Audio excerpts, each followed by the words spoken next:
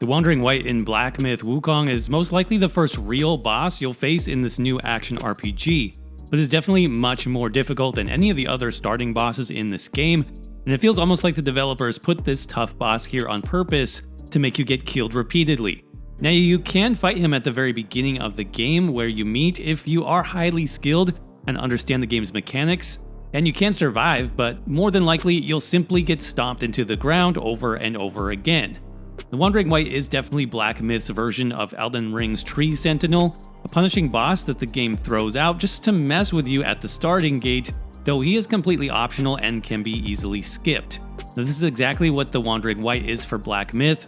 This boss is optional and many players will run right past it after they get killed a few times or get frustrated, but there are ways you can improve your chance of beating him early on, which we'll dive into in this video. So why is this boss so difficult? Well, first off, the Wandering Wight does a ton of damage with various ground pound style moves, smashing the ground, running at you, stomping, twirling, and otherwise being a pain in the ass. His abilities seem to do more damage than any of the other starting bosses, plus many of these skills have a large AoE radius, so movement is also incredibly important in this fight, and you don't have a ton of movement options when you start out in this game. So tip number one to increase your success here is to work on your mobility, specifically dodging. Now you want to be able to dodge often without running out of stamina, plus increase the range of your dodge if possible to get further away from him when he does those big AoE attacks. Luckily, there are some great perks you can get early on in Black Myth Wukong, which will help with this.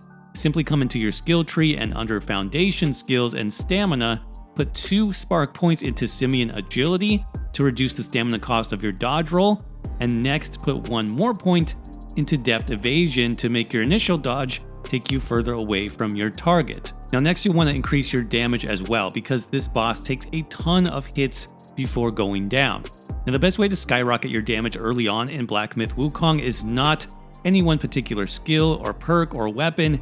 It is in fact an optional transformation ability that you can get early called Red Tides. Now to get the Red Tides transformation, you'll have to defeat this optional side boss in the same area as the Wandering Wight.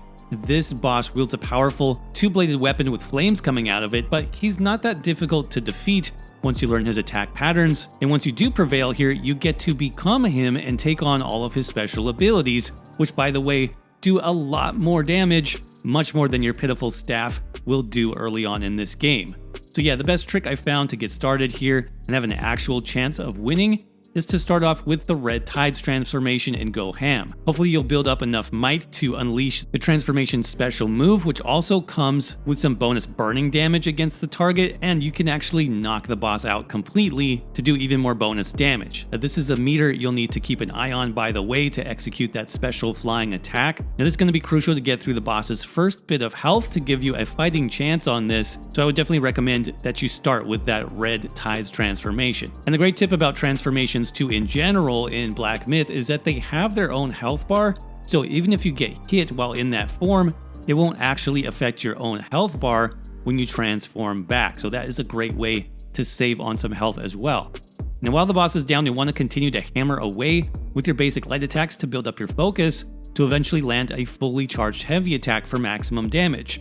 To help with this, you can also make use of your Immobilize spell to lock the wight in place and then execute that heavy attack with ease. So as you can see, in just the first few seconds between lining up all that burst damage from the transformation and from a fully charged heavy, the boss is already at half health and he's barely been able to touch me. From there, just continue to work in your light attack combos to build up that focus and execute those heavy attacks whenever possible, using your stun spell as soon as it comes off of cooldown. And if you want to power this up even more, there is yet another perk you can unlock early on that gives you bonus damage against stunned targets. Just look for Crash, located in the Immobilized tree under Mysticism. But if all of this isn't enough to get you over the hump, you probably just need a few more levels and skill points to make yourself more powerful. And to level up fast, I recommend checking out the Snake Trail zone in the Bamboo Grove area and farming undead skeletons here and the snake dudes for a ton of bonus experience and extra levels. This should definitely help, and you'll also soon unlock a staff upgrade, which gives you even more damage, so you'll hit harder and be able to take him down even faster. So what do you earn from defeating this optional side boss? Well, the Wandering Wight Spirit Summon can be a powerful tool for dealing bonus damage to enemies but it also comes with a nice passive bonus of plus 20 armor, which will make a noticeable difference in lowering the amount of damage you take from all enemies, so it's quite a nice reward if you decide to use it if you're looking to make your build a bit more defensive. You'll also get a bonus accessory here. I believe this slightly increases your critical chance. So yeah, overall the rewards are very nice, but let me know what you guys think of this boss down in the comments section below. Were you able to take him on early, and if so, what strategies worked best for you? Thanks again for watching, and I will see you around in the next video.